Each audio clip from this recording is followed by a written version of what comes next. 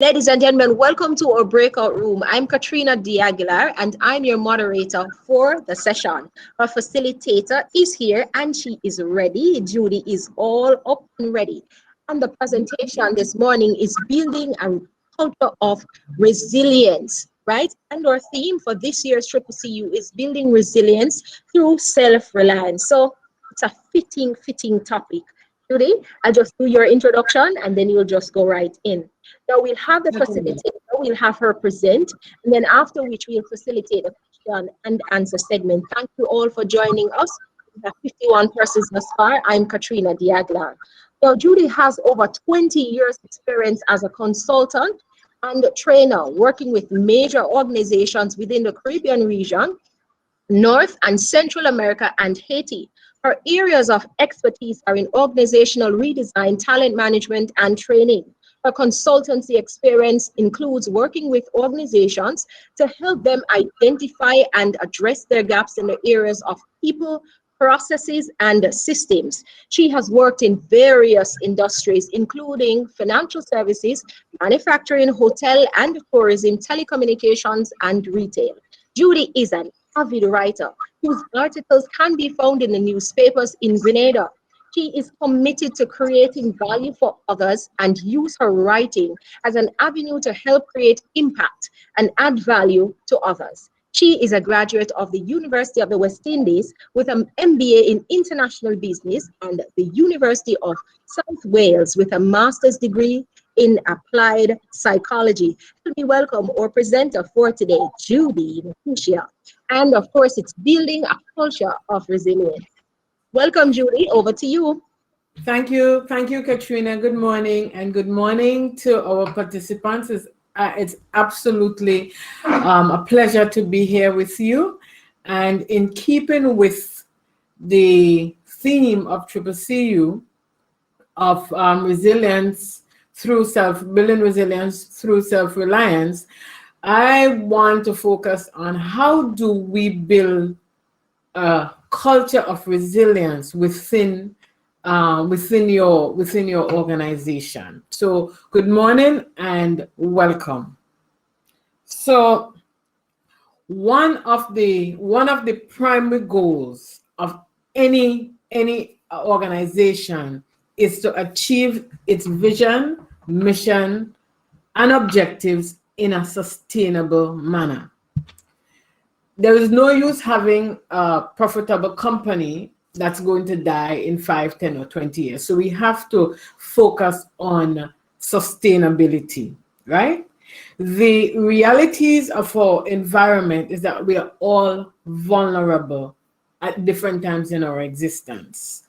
The forces of nature and man-made crises will ensure that roadblocks and other challenges will be a reality.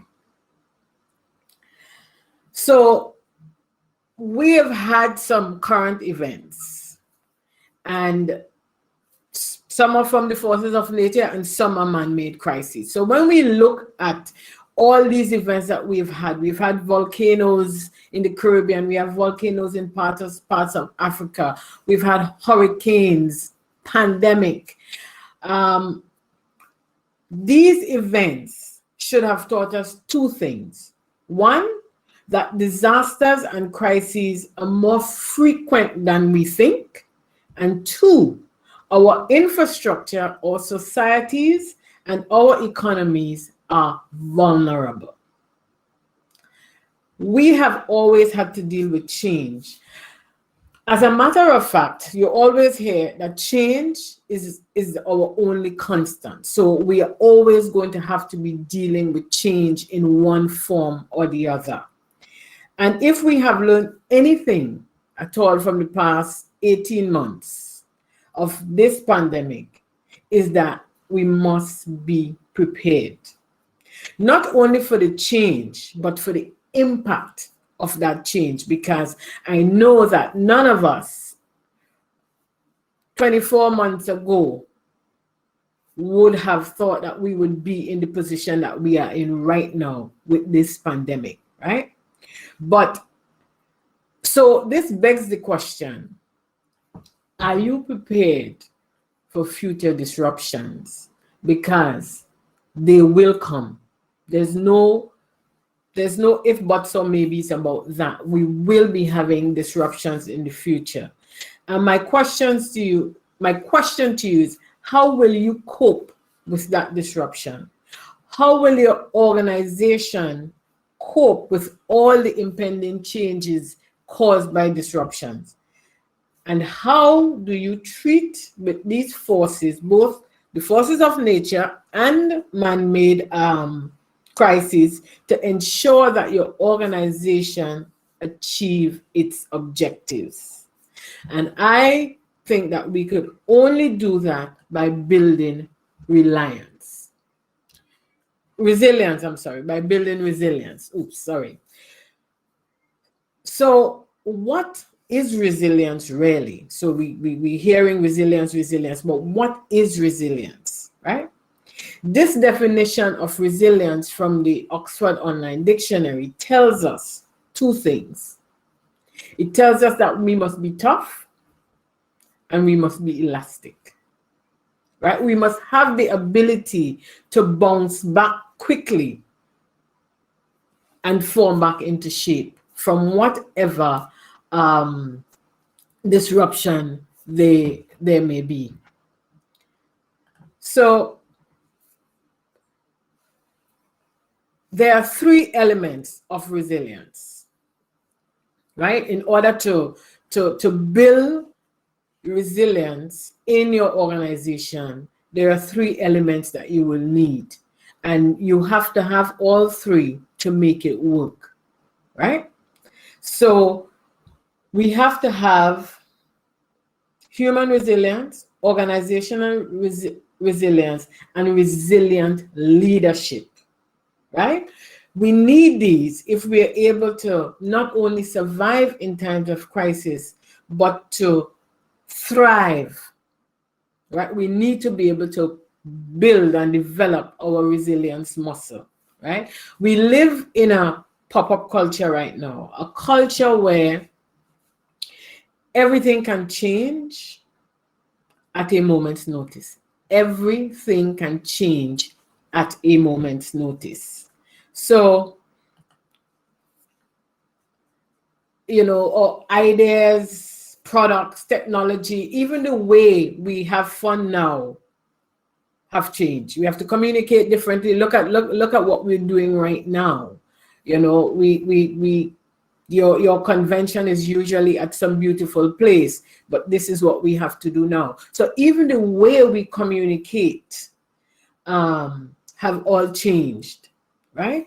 And when change is constant and necessary, resilience is not an option. We have seen in the last 18 months where people have had to completely pivot. You have organizations, and I know of just one company in Jamaica where they were making hair products and so on, and they've pivoted and they've made hand sanitizers and stuff like that. We've had to pivot to be able to bounce back. We've had to be elastic and we've had to be tough to be able to bounce back from this particular disruption. So you as an individual must be resilient. Your organization must be resilient, right? It needs structures, procedures, processes to be able to become resilient and to stay resilient, right? And those processes, procedures, and structures must be flexible enough to change when conditions change, but be sturdy enough to withstand pressure. And the third thing you need is resilient leadership. The only thing that can support a resilient individual, a resilient organization, and a resilient leadership, is a resilient culture.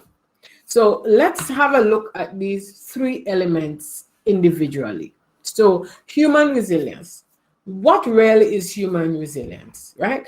As humans,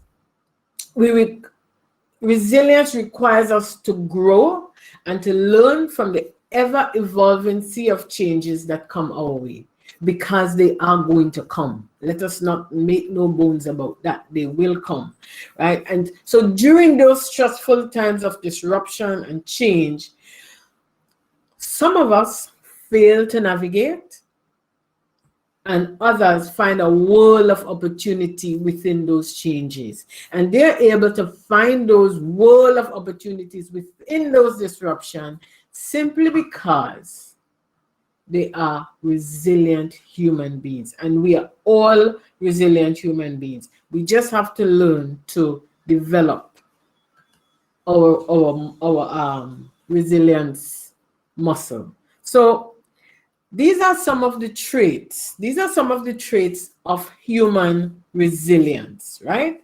And resilience is not immutable. It is not a either or. It's either you have it or you don't have it, right? It can be developed. And because we learn and grow, we're able to keep developing that muscle consistently, right? So, you know, we need to be able to operate with grace under fire. We need to always be able to maintain that balance. We need to have moral strength, because what happens is that sometimes in times of crisis, some people morals go through the door. You want to be able to maintain your moral strength. You want to be optimistic. You want to be an effective communicator and problem solver, because moments of disruption and crisis calls for decisiveness, right? Emotionally intelligent, that's really, really important. Again, we want to be balanced. But of all of these traits, self-efficacy, as defined by Albert Bandura, is the belief in one's capability to organize and execute the courses of action required to manage prospective situations. So, of all the traits listed here, I believe that the most important trait is self-efficacy, because this is how we see ourselves. This is how we see ourselves. This is how we see our capabilities, right? It is the belief in our ability to succeed in a particular situation. So really, it is our self-belief. Do we believe we can accomplish? Do we believe we can do? Right? As Henry Ford aptly put it, whether you believe you can, or whether you believe you can, or whether you believe you can't, you are right. So self-efficacy really is your ability to believe in yourself. And as a resilient human, that is one of the most important traits that you will need. Right? And so now let's turn our attention to organizational resilience, right? And as PricewaterhouseCoopers puts it, an organization's capacity to anticipate and react to change, not only to survive, but also to evolve, right? Resilience is a process, right? As an organization that has become resilient has had to accept change as a recurring decimal, not as a one-time event.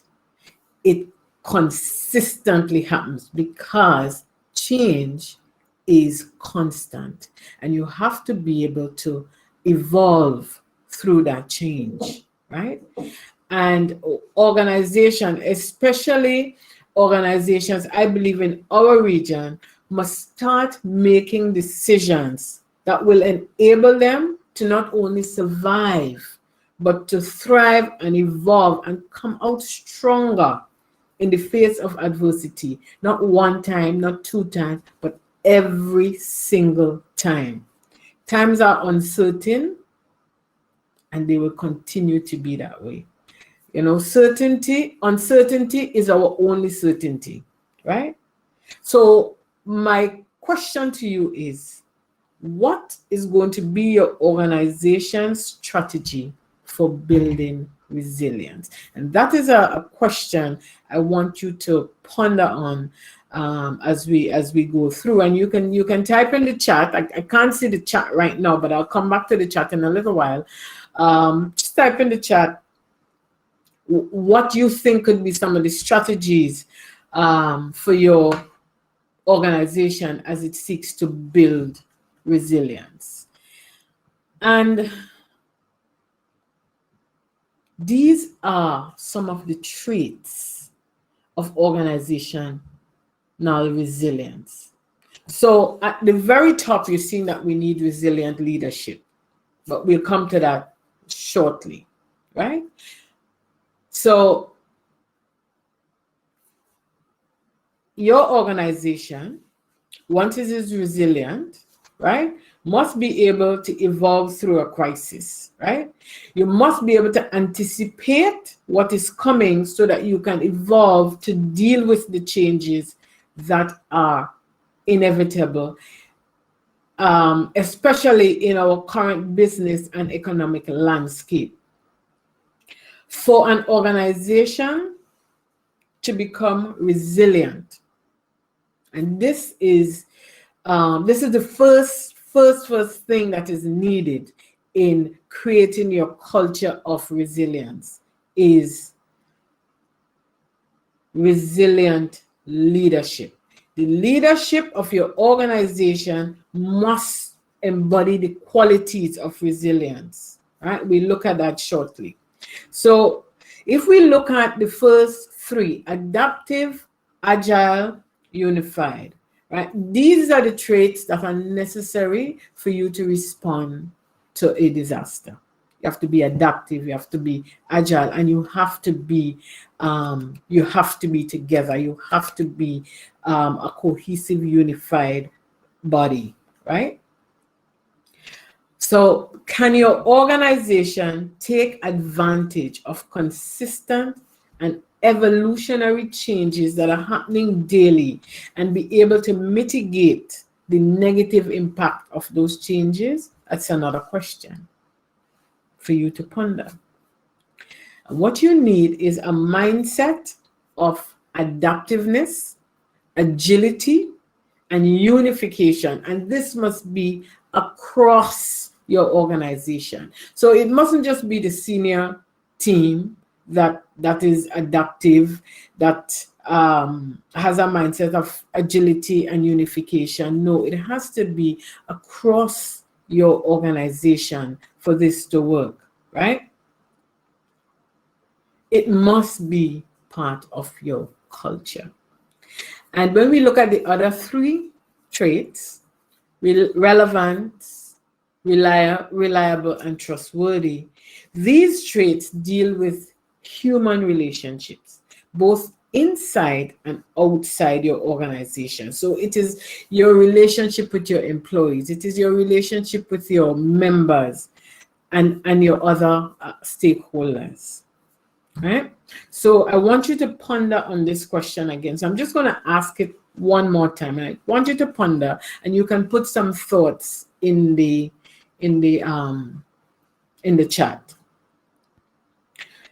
Can your organization take advantage of the consistent and evolutionary changes happening daily and be able to mitigate the negative impact of those changes? We'll come back to that in a little bit.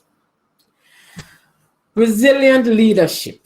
And I posit that a resilient leader is one who can push through tough times, one who can operate no matter what the destruction is, but operate with grace under fire. Really have that balance, not one who is constantly off the handle or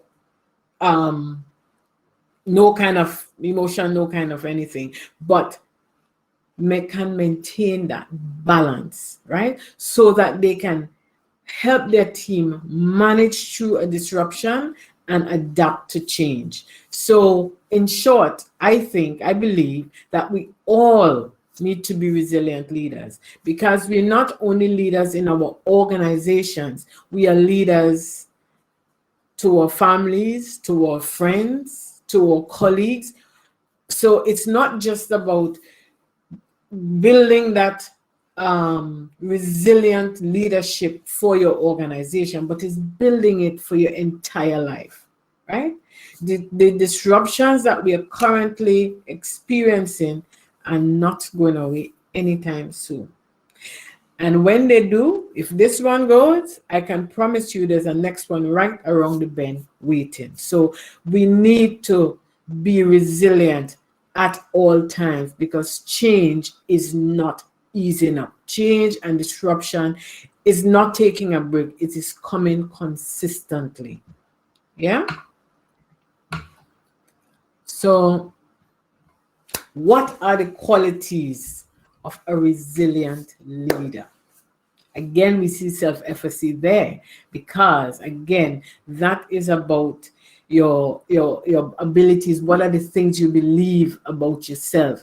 Can I do this? Right? And these are the qualities that will assist you as a leader in deciding the course of action to take. It's going to help you to determine how much discretionary effort you put into an endeavor. Because discretionary effort is really what drives performance. It is what drives productivity. It is what drives profitability, right? These qualities determine the persistence and perseverance of the leader. How the leader think about themselves, their ability to cope, and their level of accomplishment. So these are all behavioral traits, and they are essential to not only the leader, but they're essential in helping to strengthen organizational immunity and assist you in rebounding very quickly from adversity, right? And these traits are the building block and can be used to increase resilience across your organization. Remember earlier I said the resilience is something that can be developed. So you want to develop, and as a leader, you want to ensure that these traits, your people have these across the organization, have some or all of these traits. So let's talk about resilient cultures, right? Because if we're going to build a culture of resilience, we need to know what that is and what the framework is and how we build it. So a resilient culture is one where we have all three elements present, right? Challenges and disruptions put organizational culture to the test every time, right? An organization, you can have a positive culture and you could lose all that goodwill if your values are abandoned during a crisis. So in building your culture, you want to ensure that your people know how to manage conflicts, because conflicts will arise. Conflicts arise normally, but especially during a disruption where pressures are a lot more, conflicts will arise, right? So you want to ensure that your people, your team, feels a sense of psychological safety, where they are free to express themselves, their concerns, and they feel valued, right? Because it's something soft, not a hard skill, right? right? And the second thing, you want to ensure that this is not delayed. Don't waste time. If it has to be done, it has to be done. Be decisive. In any situation, execution is important, but it is even more critical in a crisis. Ensure that your people are able to not only put plans, to not only plan, but to make quick decisions and execute on those decisions quickly. So all the normal roadblocks that may be in the way, we need to take those roadblocks, move them out of the way, so that people can really, execute, decide and execute, decide and execute. And the next thing is that you want to ensure that there's a support system in place, right?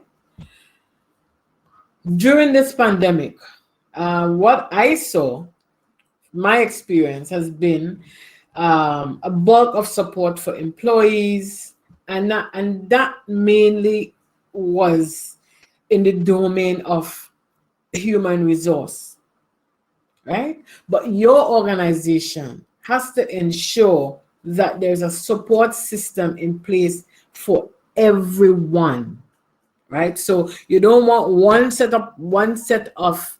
part of the organization providing support for others, and that one part that's providing the support does not have the support that they need. You have to ensure that there's a support system in place for everyone.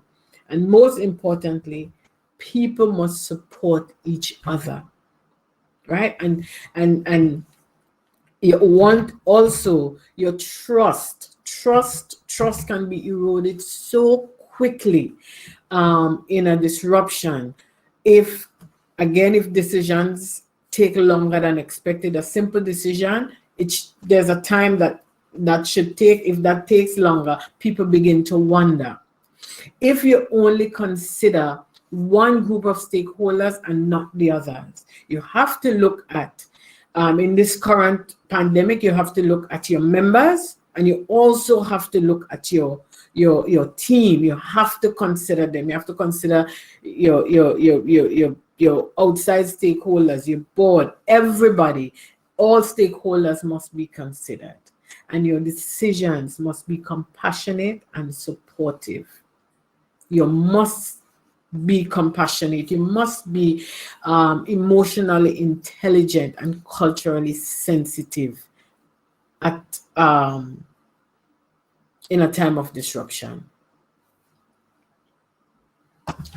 And so in building a culture of resilience, this is a framework for helping you to build that culture of resilience, right? It's a simple framework, but I promise you it's a powerful framework, because again, it's not a hard skill, it's a soft skill, right? It's something soft that is needed. But remember, building this culture is by leadership, and is translated via appropriate policies and, more importantly, actions. Because culture is a living process, it is about who we are and what we do on a continuous basis. So you want to create an environment where people can become successful. See them as more than just an expense account on your P&L. Provide training. In moments of crisis and disruption, one of the first things organizations do is cut their training budget, right?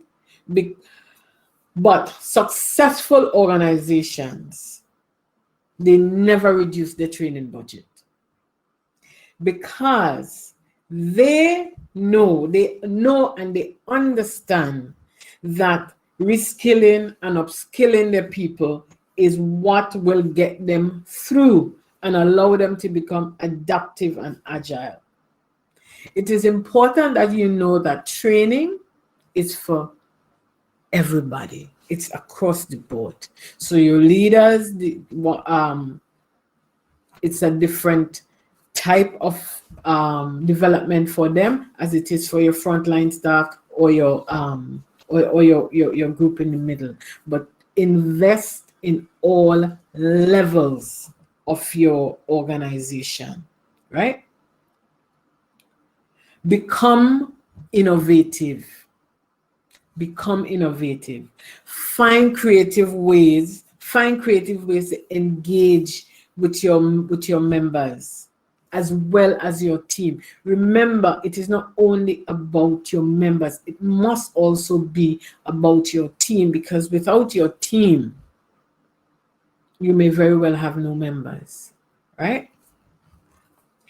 This past year has been a breeding ground for innovation. I mean, it is about seeing the opportunities that existed within the crisis, right? We have had to find innovative ways to cope during these periods of lockdown. We've had to find creative ways to keep our staff engaged and motivated, right? And use data for decision making. It's one of the things that we don't do enough of, and I am a real advocate for using data to make decisions throughout organizations.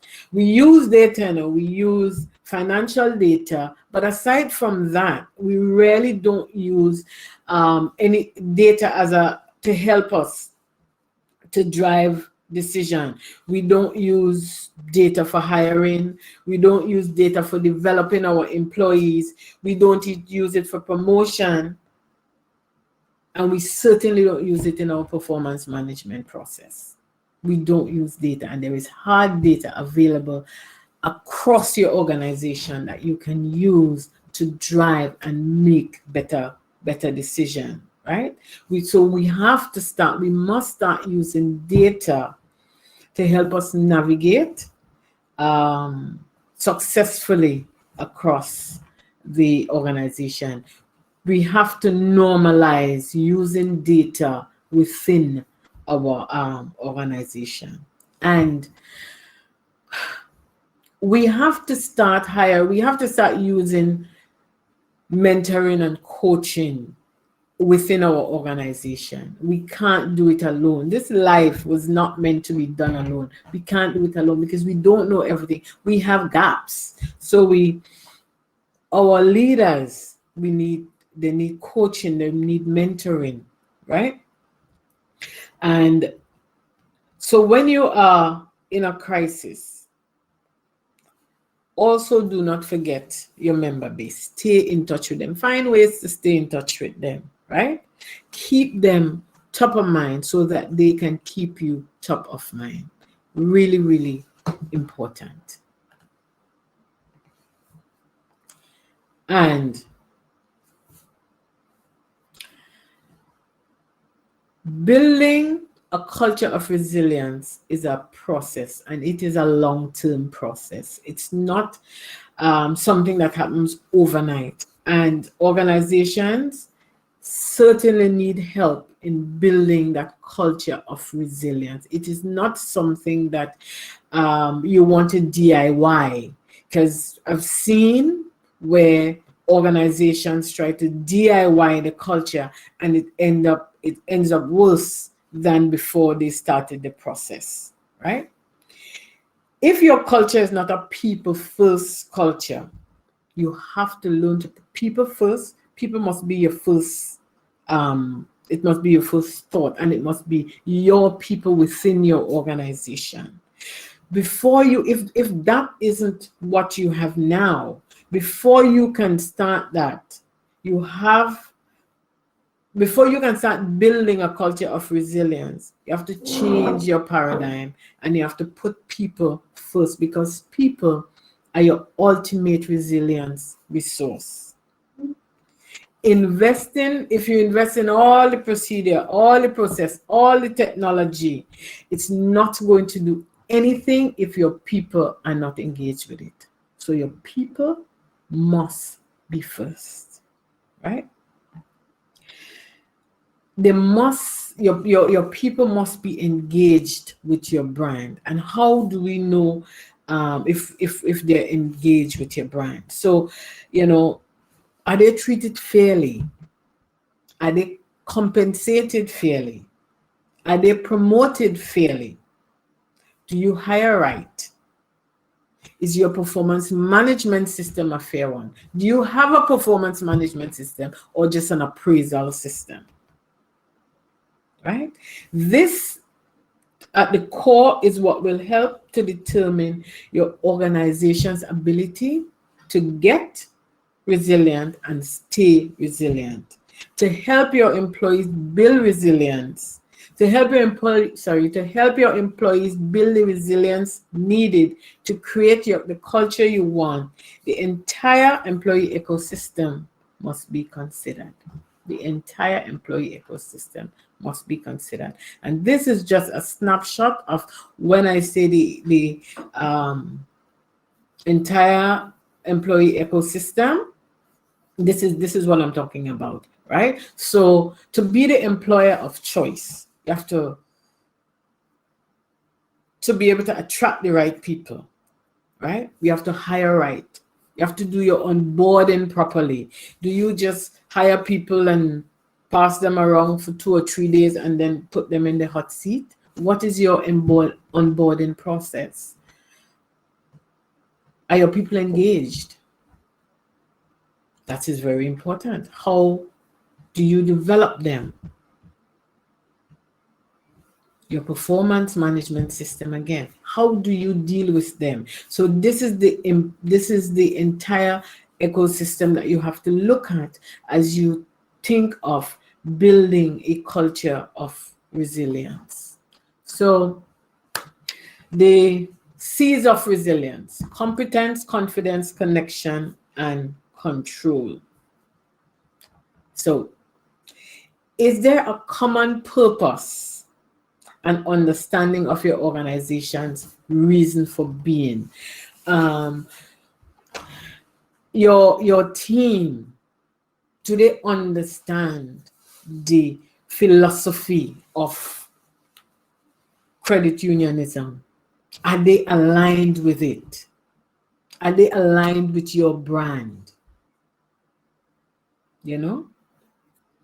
And this type of brand alignment has to be permeated throughout your organization. Is your leader focused? Do they have the qualities of a resilient leader that we discussed earlier? Are you connected to each other?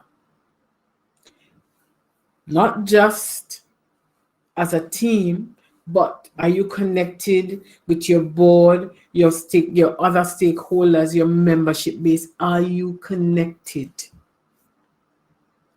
And are you prepared for what might lie ahead? I know we don't have control over the future. We certainly don't. We do have control over the future. We do have control over what may happen within the economic environment. But what we can be is prepared. We can be prepared by carefully putting things in place, enabling our environment and our team for the future.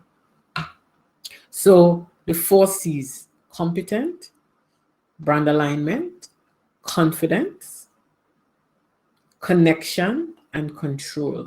Very important C's of resilience.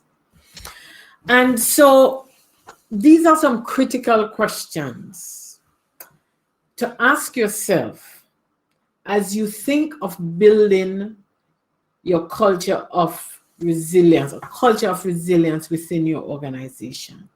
So I want you to ponder these questions. It's kind of like a SWOT analysis that you're doing to find out, right? What are the threats to your resilience? Are there any? And if there are, how can you mitigate those? Are there opportunities within that we can take advantage of? Who within your organization are the drivers of resilience? These are important questions for you to really ponder, right? Because in order to thrive, survive, thrive, and evolve, you need to build on the 3 pillars of resilience: human, organizational, and you must have resilient leadership. Remember Peter Drucker, who said, culture eats strategy for breakfast every single time. Therefore, a resilient culture can really guarantee your organization's sustainability. As a matter of fact, your sustainability depends on your resilience. So I want you to remember always, a common purpose drives resilience. If you don't have a common purpose, if it's not an organization-wide effort, it's going to fail. And it has to be driven and embodied from the top. Always. Because if the people in the middle and at the entry level of your organization doesn't see you as the leader, as a leadership team, embodying what you're supposed to be embodying to drive the resilience within your organization, it's not going to move. So it has to be embodied and driven from the top.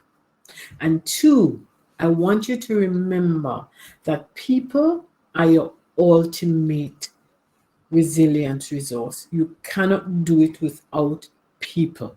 You can have processes, you can have technology, you can have policies, you can have procedure, and all of that will be for naught if you don't have your people on board. So it's very important. Remember this always. Common purpose and people are your ultimate resilience resource.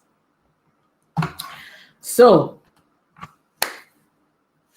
my question to you is this, right? So if those traits and elements that we've just discussed are what is needed for your organization to be resilient,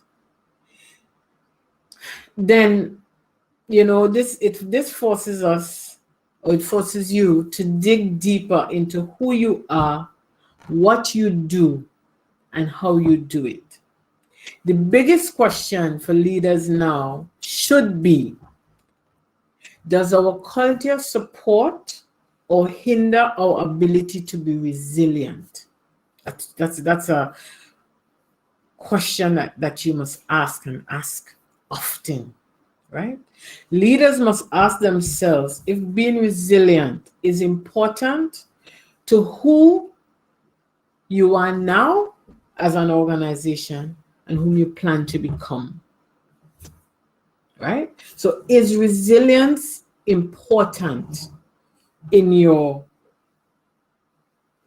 is an important element in your ecosystem? Do you need to be resilient to be sustainable? So you ask yourself those questions, because I believe that I believe that this question is the starting point to moving from where you are now to where you want to be, right? So this question is so important. Is your organization resilient as it is currently? So that's as much, but I want to share with you before I come back to take any questions, just a little bit of who we are as a company. Go Blue Inc.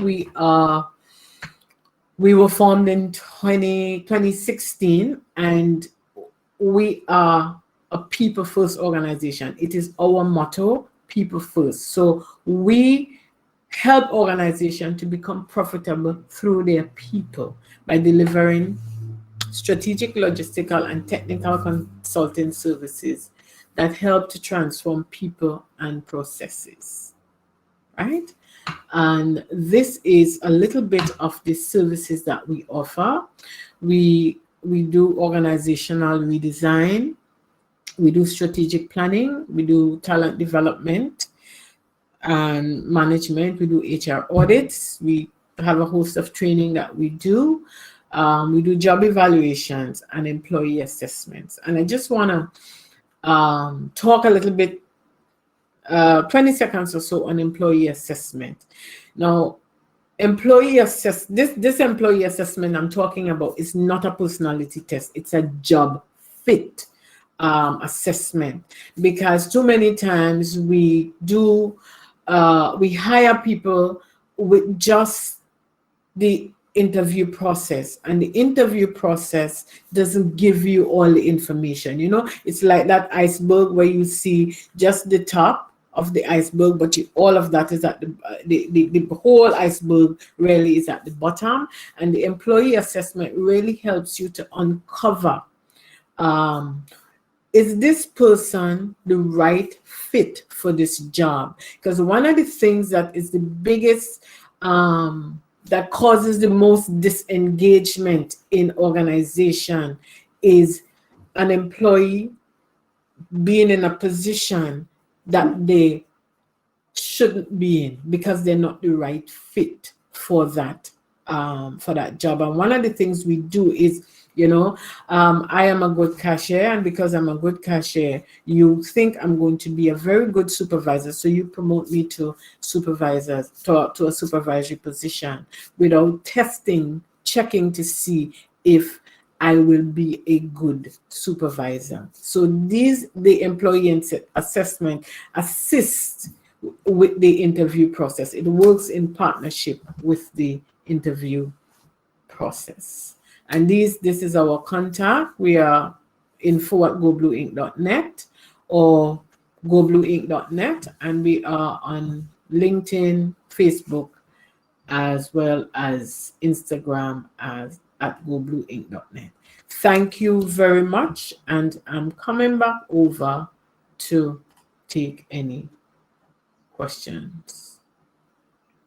Thank you very much, Judy. Very insightful presentation. I saw activity in the chat, but we will take some questions now before we move over to recharge, refresh, and reboot or break time. All right, so someone says, great session, great insights. Thank you, Jasmine. Thank you, Adrian. Do you have any questions for Judy? Very informative session. Judy, I love when you mentioned, you said culture eats strategy for breakfast. That one is very powerful, very powerful. Great session and very informative. Any questions? Do you have any questions? That is really true, Katrina, because it doesn't matter what your strategy is. It really does not matter what kind of strategy you have. If your culture doesn't support it, it's not going to be happening at all. Sure. All right, so we have a question here from Jasmine. How does technology fit into our plan of resilience? Great question. Well, you see that the age we're in now, right? We are in the technology age. As a matter of fact, we are in Industry 4.0, getting into 5.0. So our organizations must be able to embrace technology. Technology is part of the process of building our resilience muscle. So let's just take a simple thing like filing. Filing, you have your filing cabinet, all your paper files and so on. But really and truly, is that what you want to be doing now in this age of disruption? When you see we having floods, tornadoes, volcanoes, everything that can really destroy those those paper files. So you want to be able to have your files electronically, which yes is technology, and that helps you to be able to recover faster when something happens. So let's say, for example, there's a hurricane and it destroyed everything.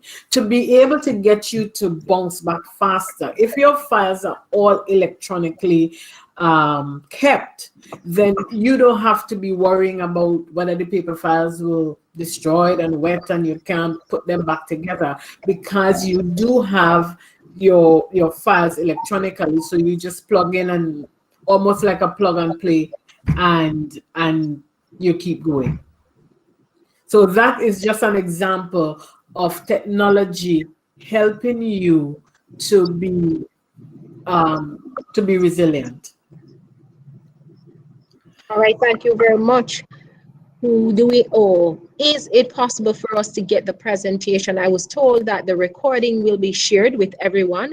I'm not sure about the presentation. I'm still awaiting the update, read that part of it, but the entire recording will be shared.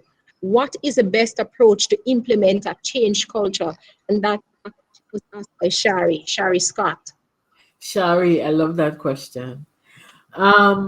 So during my presentation, I was saying that a lot of companies in wanting to enact a culture change try to DIY that change. What you need is an honest assessment. That's the starting point, really. The starting point is an honest assessment of where you are right now, and then deciding where you want to be and getting the help to do it. But the starting point is an honest assessment. And my advice is always to encourage companies to hire somebody to help you with that process, because you do not see the picture if you're inside the frame.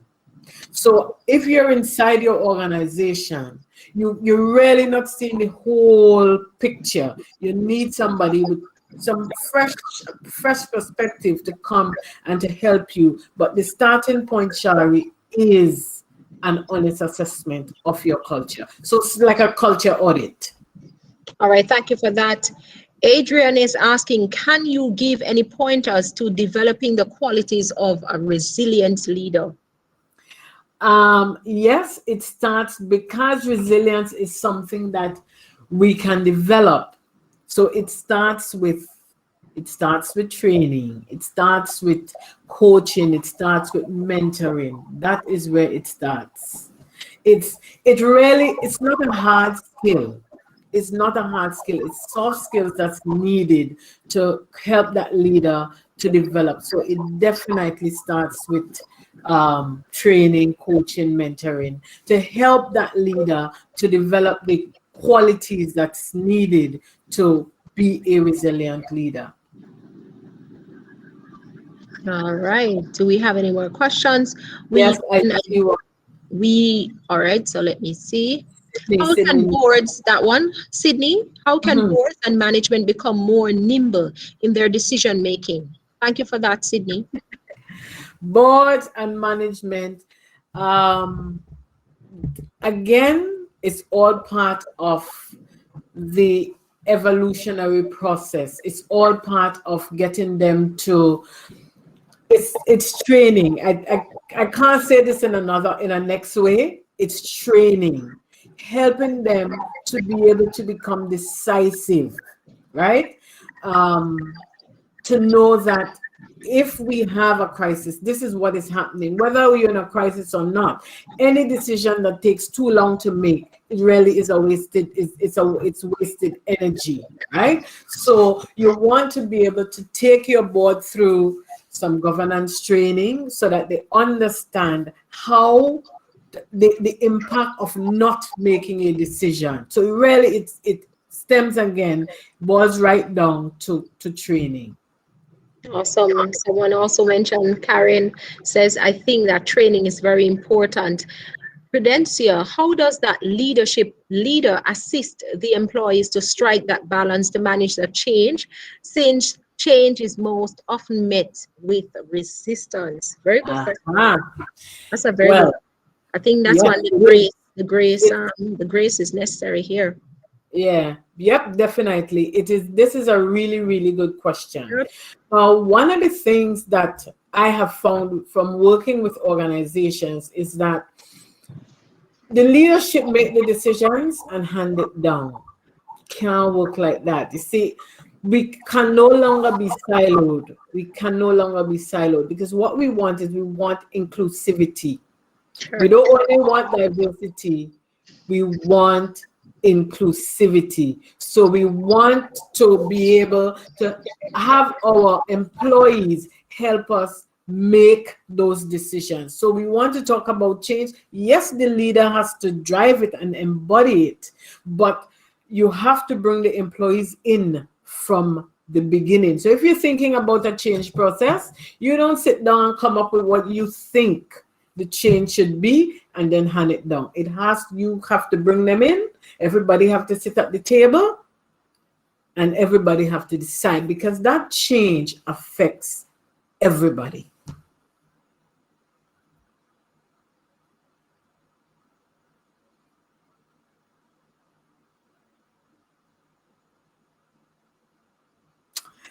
All right, so we have a question here from Jasmine. We just have just a few minutes remaining in the session. Judy, this is some really good advice for us as leaders, but how do we get our customers to also embrace change geared towards resilience? Yeah. As I was listening to the to Prime Minister Motley this morning, and she was saying that, the divide or the gap between your membership, the young members and the older members. Your younger members are going to embrace change, bam, quickly, because technology, that it works, they get that. Your older members, you really have to, again, give them grace. You really have to bring them along gentle, because the older people like the good old days and they like how things were. So you have, it's a gentle prodding, gentle, and eventually you will get them to get that change. But once you make the change, they're going to do it. We never liked wearing a mask, but now we have to wear it. And no matter how much we resist, it is what it is. So we have to do it. So just gentle, nice and gentle, and you'll get there. All right, thank you, Judy. Is this we have a last question? All right, so should employees be given equal opportunities to be a part of the change process instead of leaders handing down the change for implementation? So I think you spoke to that earlier, just a bit. They have employees. Yeah. Employees must be involved in the process. So let's say, for example, you're going to do a strategic plan, because a lot of leaders think that a strategic plan is something that you hush and hide. No, a strategic plan is something for everybody. So your part of your organization should be involved. So you get a representative from everywhere. So, you can't bring your 200 employees, but you get representation from throughout your organization to be a part of the process, because they are the ones who have to implement the process. And if I do not have ownership, I'm not doing any implementation. Right? So we have to really make them a big part of it. Training. Do not cut your training budget. All right, yes. We don't have any more questions. All right, so Peggy says on point, education involving people from the get-go. Thank you for that, Peggy, and thank you, Judy. And my takeaway, I had to write this one down. A culture of resilience. The primary goal of any organization is you achieve the mission and the vision in a sustainable manner, but we can no longer depend on profitability. That one. That one stood out for me. And also culture eats strategy or strategies for breakfast. I really need to look that one up. Thank you for an insightful presentation, Prudencia. Thank you very much, Judy. We now move over. We have recharge, refresh, reboot. But before so, we want to thank you all for joining us in our session as we had our presentation, Building a Culture of Resilience, a very amazing, insightful presentation